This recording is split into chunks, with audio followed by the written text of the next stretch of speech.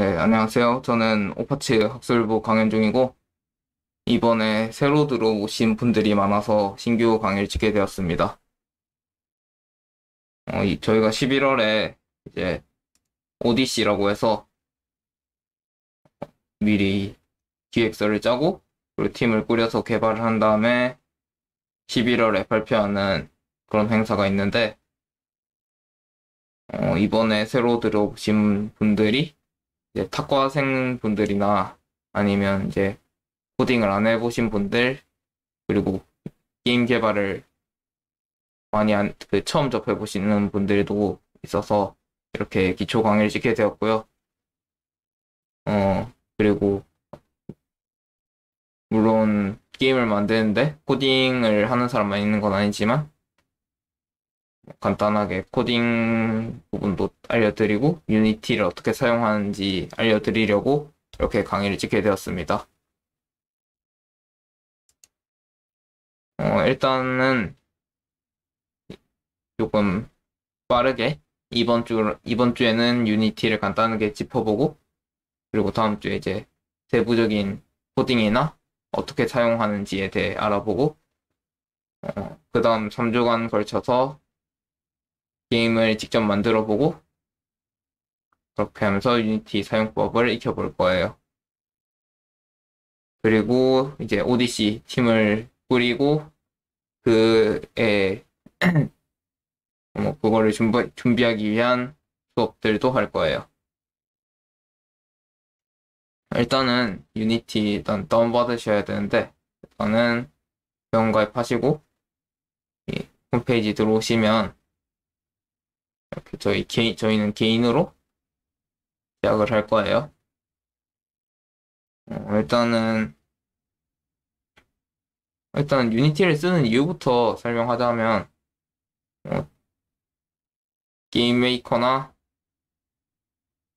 얼리얼 엔진들도 있는데 유니티가 뭐 거의 모든 게임 만들 때 제일 편하기도, 뭐 거의 모든 게임 만드는 데 사용할 수도 있고, 그리고 무료니까. 그리고 얼리얼 같은 거보다 조금 가벼워서 유니티를 쓸 것 같아요. 저희는. 일단 그래서 플랜 및 가격에서 퍼스널. 자본금 합 10만 달러 미만이니까 시작하기를 누르면 유니티 허브를 다운받게 될 건데, 유니티 허브에서 허브를 다운받으면 이렇게 이런 창이 뜰 거예요. 다 다운받고 나면 이제 여기서 설치를 부분을 보시면 추가를 하면 여기서 여러 버전을 다운받을 수 있고, 아니면 여기 누르시면 뭐 다양한 더 많은 버전들이 있어요.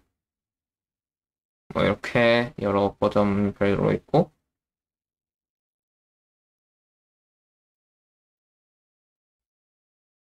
저희는 저것들을 눌러서 다운받아도 되는데, 저희는 여기서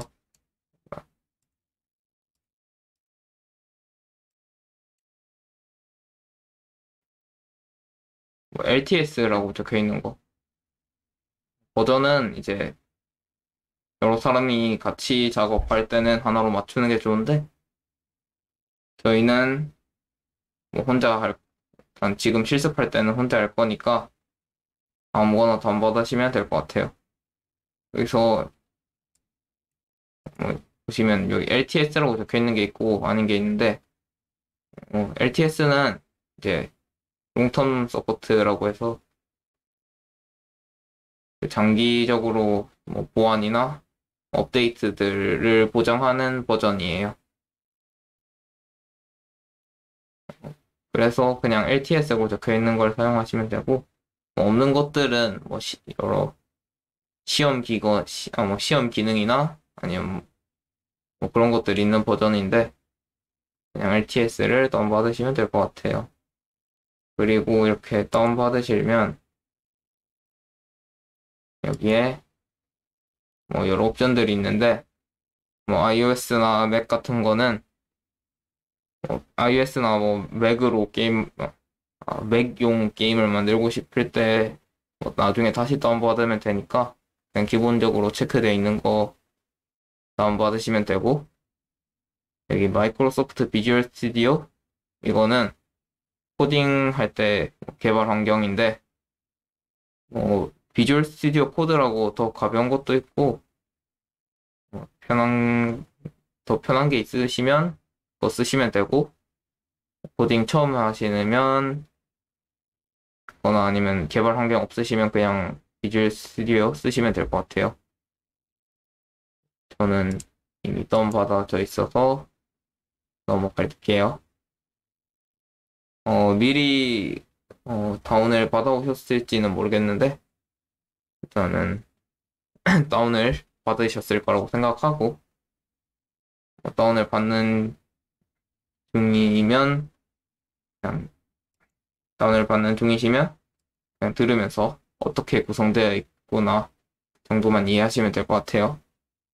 나는 유니티 프로젝트를 열면 이렇게 화면이 구성되어 있는데, 처음 보시면 뭐 이게 뭔가 싶기도 할 거예요.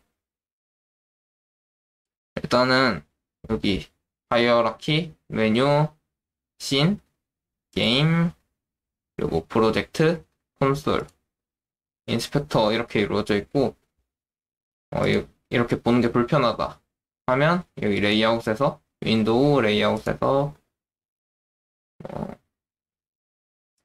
포스플릿이나 아니면 뭐 디폴트 아니면 통 쓰는 거 이런 와이드 이렇게 쓰는 거 자주 쓰고 편하신 대로 쓰시면 돼요.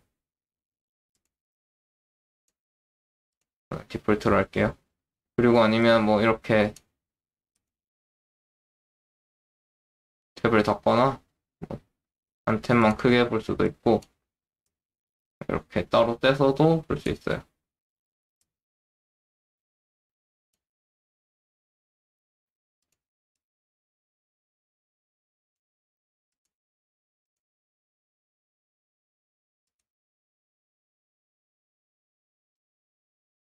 일단은 메뉴는 뭐 프로젝트 열고 뭐 오브젝트 만들고 그리고 뭐 관리하는 거 뭐 여러 가지 기능들이 그냥 있는 메뉴고요. 일단은 그 게임을 구성하는 이 공간 하나를 씬이라고 하는데, 이 씬뷰는 그냥 이 씬에 어떤 물체들이 있는지 보여주는 거예요.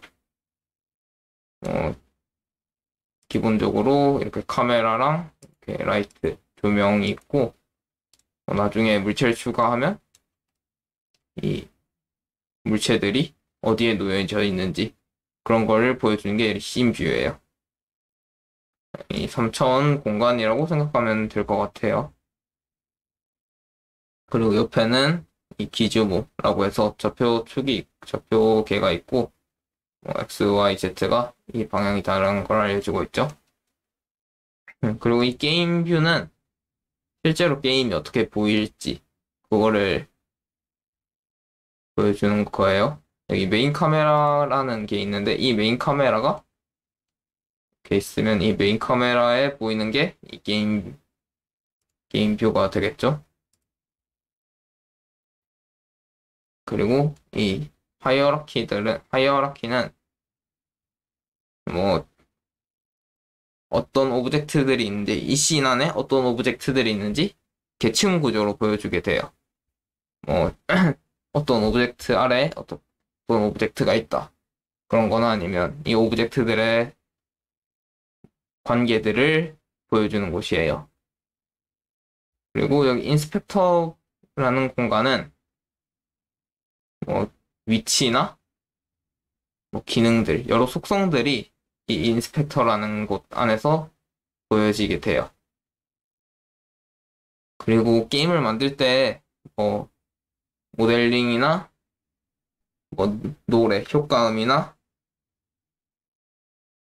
뭐 시각 효과들을 에셋이라고 하는데 그 에셋들을 모아놓는 곳이 이 프로젝트 뷰예요.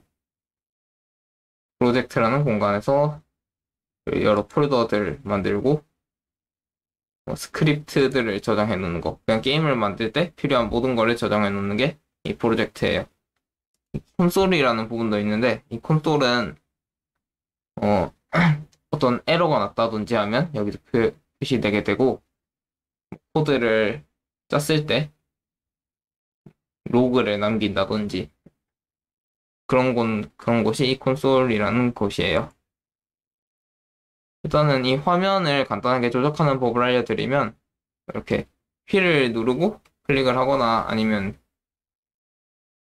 휠을 누르고 이렇게 드래그를 하거나 키보드 Q 누르고 여기 이거 누르고 이렇게 왼쪽으로 이렇게 좌클릭하고 움직이면 이렇게 화면 평행 이동할 수 있고 그리고 우클릭을 누르고 이렇게 화면 회전도 할 수 있고 우클릭 누르고 키보드로 움직일 수도 있어요.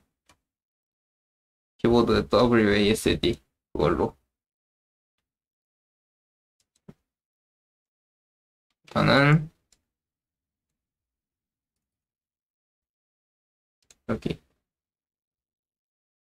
오브젝트를 하나 추가해 볼 거예요. 큐브를 추가해 보면 더블 클릭을 하면 바로 볼 수 있는데 저는 아까 인스펙터에 여러 속성들이 있죠. 이 트랜스폼이라는 속성은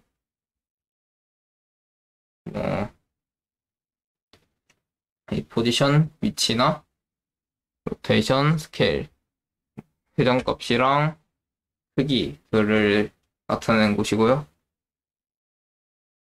이 큐브 메쉬 필터라는 게 있는데 이 메쉬 필터는 이 오브젝트가 어떻게 구성되어 있는지 그냥 그런 것들이에요.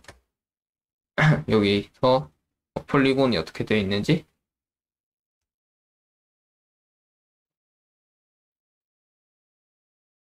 그런 것들이고 이 메쉬 렌더러라는 부분은 이 게임 오브젝트가 어떻게 보일 것인지에 대한 내용이에요. 뭐 그렇게 다른 것들은 크게 건드릴 게 없을 건데 여기서 메쉬 렌더러 부분에서 이 메테리얼이란 부분은 조금 많이 사용할 거예요. 이 메테리얼은 여러 개를 추가할 수도 있는데 여기서 새로운 메테리얼을 만들어서 크리에이트 쉐이더나 아니면 여기 메테리얼을 만들어서 그래서 뭐 색깔을 바꾼다든지 아니면 이런 거 광택이나 이런 질감들을 바꿔서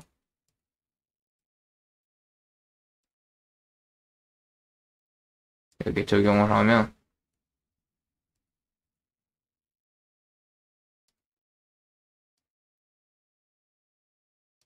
이렇게 조금 더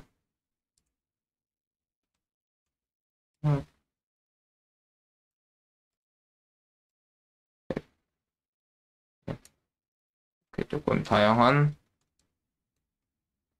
거를 좀 다른 느낌을 줄 수도 있고요. 그리고 여기 박스 콜라이더라는 부분은 실제로 이 박스가 있고 이 박스가 충돌 처리를 하기 위한 부분을 박스 콜라이더라고 하는데 박스 모양이라서 그냥 박스 콜라이더라고 해요. 뭐 이거 크기를 늘리면 실제로 보이는 부분보다 충돌 판정을 크게 할 수도 있고 뭐 더 작게 할 수도 있고 그러겠죠. 그리고 여기 add 컴포넌트를 보면 인스펙터에 여러 속성을 추가할 수 있는데, 뭐, 중력에 의해서 뭐 떨어진다든지, 아니면 뭐 다른 물체랑 충돌해서 바뀐다든지, 그런 물리 연산을 하기 위한 뭐 리지드 바지라는 것도 있고, 아니면 뭐 소리 재생이나 그냥 필요한 속성들이 여기 add 컴포넌트를 눌러서 추가할 수 있어요. 그리고 이 큐브의 포지션은 뭐 이렇게 이 트랜스폼을 뭐 이렇게 수치로도 바꿀 수 있는데, 여기서 W를 눌러서 이렇게 여기 차례대로 QWER이에요. TY 이렇게 바꿀 수 있는데, W 눌러서 이렇게 포지션을 바꿀 수 있고, E 눌러서 로테이션을 바꿀 수도 있고, R 눌러서 스케일 바꿀 수 있고, 그래요. 이 포지션 같은 경우에는 이 맵상에 어떤 한 점을 0,0,0으로 놓고 상대적인 위치를 표시해요.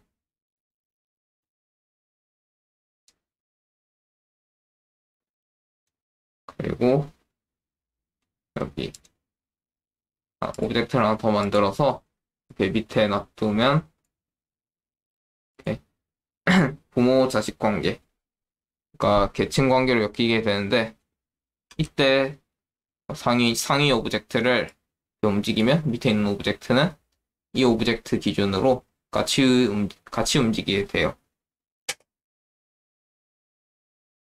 그리고 아까 저희가 추가한 큐브 말고 여기 메인 카메라랑 다이렉셔널 라이트 이렇게 기본으로 두 개가 있었죠.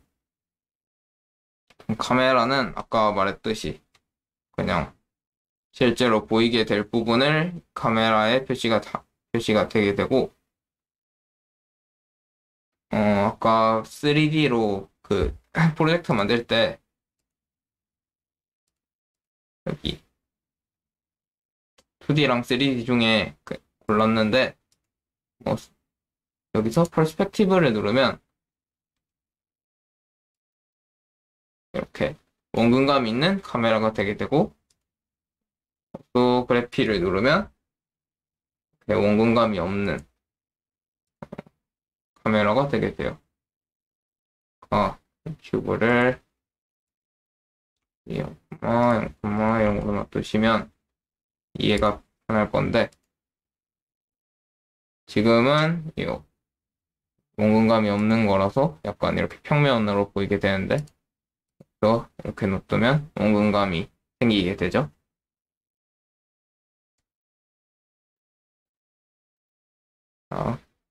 그리고 이 다이렉션 라이트는 그냥 조명 같은 건데,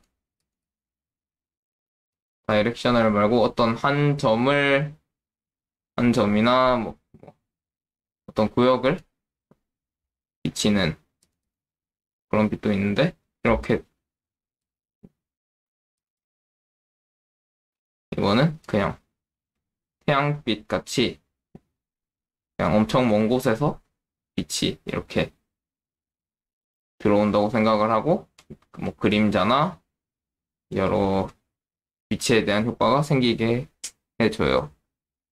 빛에 대한 효과는 아까 했던 이 메테리얼이나 아니면 쉐이더 같은 거에 의해서 빛이 비쳤을 때 실제 물체처럼 보이게 한다든지, 아니면 뭐 2D 카툰 그런 그래픽 그런 것처럼 보이게 할 수도 있어요. 그리고 일단 게임 오브젝트들에 대해서는 간단하게 이 정도로 넘어가고, 여기 UI를 누르면 버튼이나 뭐 이미지, 뭐 텍스트, 뭐 스크롤바, 뭐 이렇게 슬라이더, 여기서 뭐 0에서 100까지 선택한 슬라이더 같은 게 있고, 여기서 일단 먼저 버튼 같은 걸 추가하면 이렇게 뭔가 큰 게 생겼어요. 나는 이 UI를 보실 때는 여기 왼쪽 위에 있는 이 2D 버튼을 누르면 조금 편한데,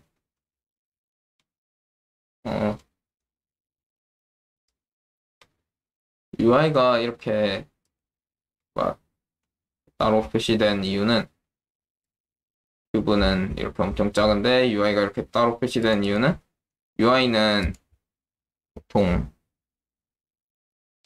보통은 그 게임 화면에서 안 바뀌고 그대로 있잖아요. 그래서 이렇게 따로 UI가 먼저 이렇게 표시되고 그 뒤에 게임 화면이 표시되는 거예요. 그래, 그리고 UI가 보통 그 뭐 핸드폰이나 그런 것들은 화면 크기도 많이 다르고 핸드폰 화면이랑 뭐 모니터 화면도 많이 다르잖아요. 그럴 때 화면 비율을 맞추기 위해서 뭐 이런 캔버스라는 걸 사용하게 돼요. 그 맞추는 방법은 뭐 다음에 뭐 개발을 하면서 설명을 드릴 거고, 그리고 이 이벤트 시스템이라는 것도 같이 생겼어요. 이 이벤트 시스템은 뭐 UI 같은 거 클릭하면 그런 걸 감지하는 건데, 이벤트 시스템을 지우면 버튼을 클릭해도 아무 일도 일어나지 않으니까 저 이벤트 시스템은 지우지 않도록 어, 하는 게 좋아요. 그리고 여기 버튼을 이렇게 움직일 수 있거든요. 움직이고 뭐 크기도 바꿀 수 있고 그런데 여기서 여기에 이 바람개비 모양 같은 거 보이시나요? 이걸 앵커라고 하는데 이 앵커는 이 UI가 뭐 화면 크기가 바뀌었을 때 이 각 꼭지점이 어떻게 대응될 것인가. 그러니까 이거를 기준으로 화면이 커지고 작아졌을 때 이 버튼이 배치되는 게 바뀌어요.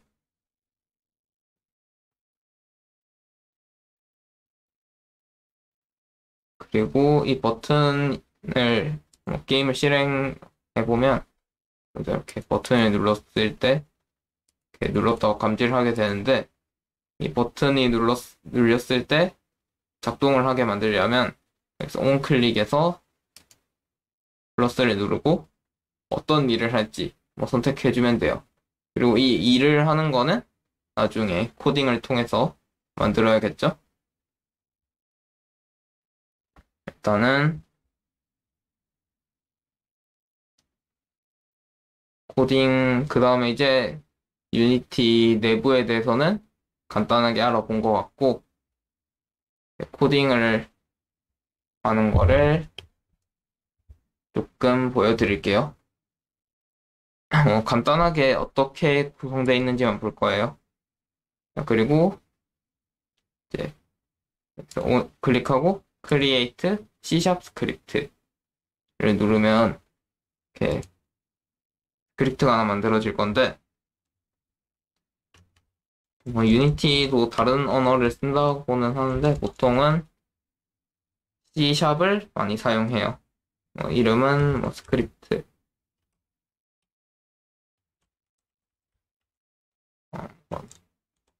만들어주고, 네.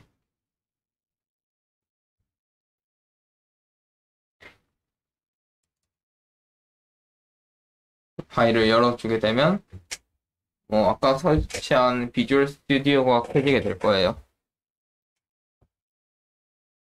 코딩을 해야 되는 이유는 저희가 이렇게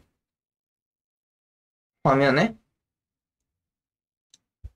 무언가를 배치해도 그거는 그냥 껍데기잖아요. 그 실질적인 내용은 어떻게 움직이고 이런 상황에는 이렇게 처리해라 같은 거는 코딩을 통해서 동작을 만들어줘야 돼요. 물론 코딩을 안 해도 돼요. 왜냐하면 뭐 GitHub나 그런 코드들이 공유되어 있는 곳도 있고 블로그 같은 데서도 여러 정보가 있는데 알고 쓰는 거랑 모르고 쓰는 거엔 차이가 있으니까 간단하게 설명만 하도록 할게요. 다음 시간에는 직접 코딩을 해볼 거긴 해요. 여기 일단은 처음에 using 뭐뭐뭐라고 돼 있는 건데 이거는 using이라는 거는 다른 데에 이미 만들어진 코드들, 함수들을 사용하겠다는 걸 의미해요. 그러니까 여기 using Unity Engine이라고 돼 있는 거는 유니티 엔진에서 유니티 엔진이라는 곳에 저장되어 있는 함수를 쓰겠다는 거예요. 그리고 위에 두 개들도 있는데 이 두 개는 조금 지금 비활성화되어 있는 것처럼 보이잖아요. 이것들은 지금 안 써서 이렇게 보이는 건데 이 세 개는 기본적으로 많이 쓰는 것들이기 때문에 스크립트를 만들면 자동으로 있어요. 그리고 유니티 코드들은 보통 클래스라는 걸로 이게 되는데 한 클래스에 보통 스크립트 하나라고 생각하시면 돼요. 근데 이 스크립트 이름이랑 클래스 이름이 다르면 실행을 했을 때 실행이 안 되거든요. 그러니까 보통 이렇게 실수로 만들어 놓고 이름을 안 바꾸는 경우가 있는데 이러고 나서 나중에 이름을 바꾸면 이 클래스 이름이랑 스크립트 이름이랑 다르게 돼서 그 오류가 나니까 한번 확인해 주시길 바래요. 그리고 뒤에 모노 비헤이버라는 게 있는데 이거는 다른 클래스인데 그냥 이 모노 비헤이버를 사용하겠다고 생각하면 돼요. 이 모노 비헤이버가 있어야 밑에 스타트랑 업데이트를 쓸 수 있어요. 이 스타트는 이제 처음에 실행됐을 때만 실행되고 그 다음에는 실행하지 않아요. 그리고 보이드 업데이트는 이제 게임이 프레임별로 이렇게 돌아가잖아요.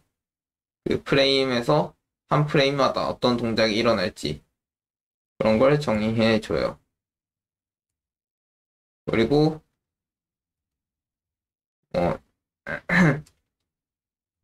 일단은 int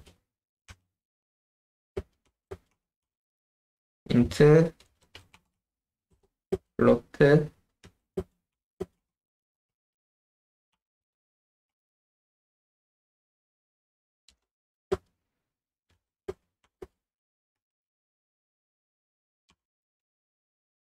true 이런 것들을 이제 타입 자료형이라고 하는데 이 값을 저장하는 방식이에요.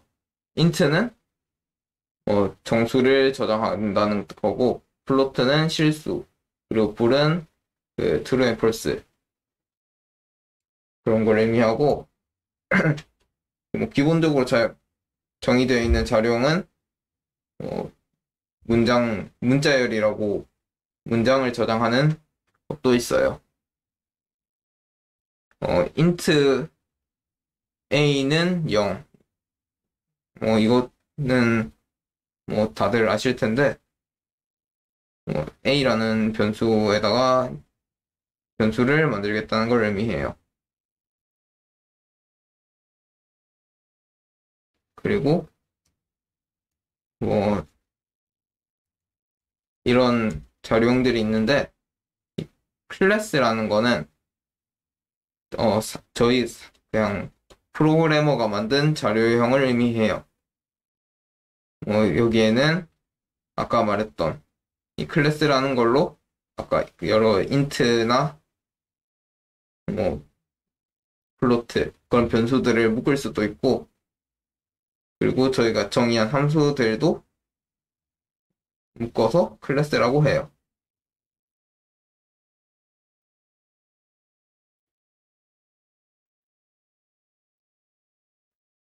그리고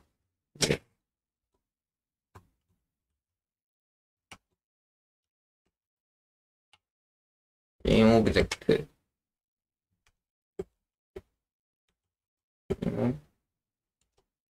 이렇게도 이런 것들도 있는데, 이거는 이제 게임 오브젝트라는 그 자료형이라고 해야 될까요? 그 자료형이고 A라는 변수가 있는데, 그리고 이 여기에 있는 게 새로운 게임 오브젝트를 만들겠다는 소리예요. 그리고 그걸 A에 저장하는 거고, 그래서 이 뒤에 있는 이거를 인스턴스라고 해요. 뭐 이거는 중요하지 않은 거니까 뭐 넘어가도록 할게요.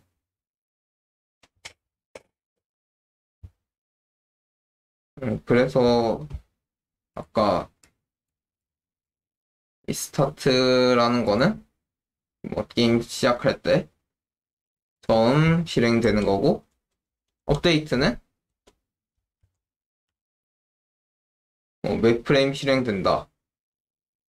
그건 알겠는데 어떻게 쓰는지, 코딩한 거를 어떻게 적용하는지는 이제 보여드릴게요.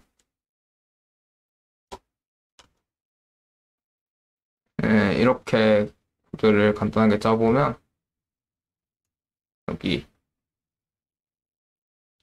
플로트 퍼블릭 이렇게 해놓고 저장을 하고, 이 코드에 대해 간단히 설명을 해보면 플로트 실수 형태의 스피드라는 거를 스피드라는 변수를 만들었고, 그걸 2.0으로 만들어 시작하면 스피드를 2.0으로 만들어요. 그리고 이제 매 프레임마다 이제 트랜스레이트, 그러니까 transform.translate라는 함수를 통해서 이렇게 벡터3 left로 스피드를 곱해서 움직일 거예요. 근데 이렇게만 하면 되지 않나 싶은데, 이 time.delta time이라는 거를 곱해요. 이게 이제 업데이트가 매 프레임마다 일어나는 거라고 했는데, 이 컴퓨터 성능에 따라서 그 프레임이 다를 거잖아요. 그래서 이 time.delta time이라는 거를 곱해서 이 프레임 사이에 시간을 곱해서 이제 속도를 이제 똑같이 만들어 주는 거예요.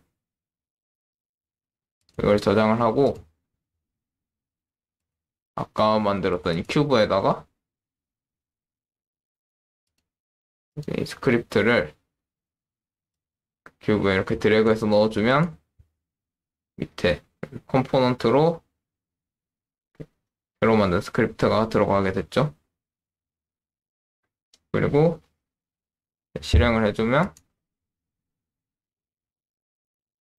이렇게 왼쪽으로 움직이게 돼요.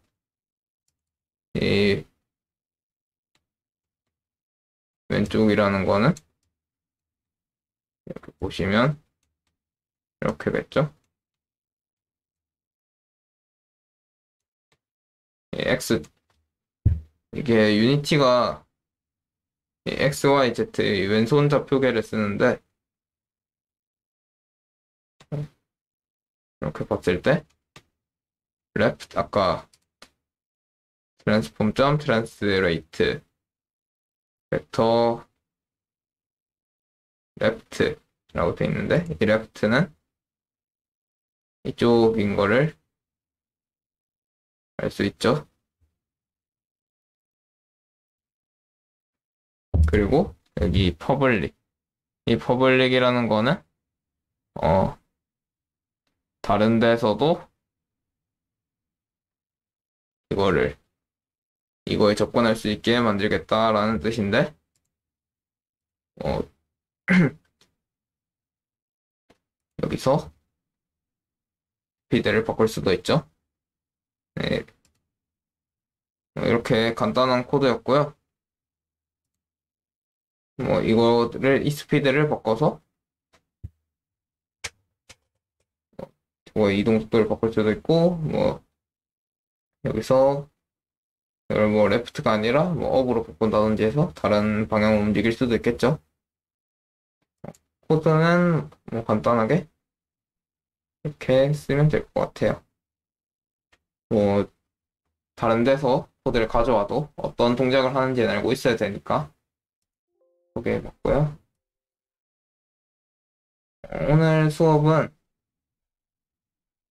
아마 오늘 수업은 여기까지일 것 같고, 더 질문이 있으시면 카톡방이나 지금 Q&A를 잠시 하고 또 궁금하신 거는 카톡방을 통해서 해주시면 될 것 같아요.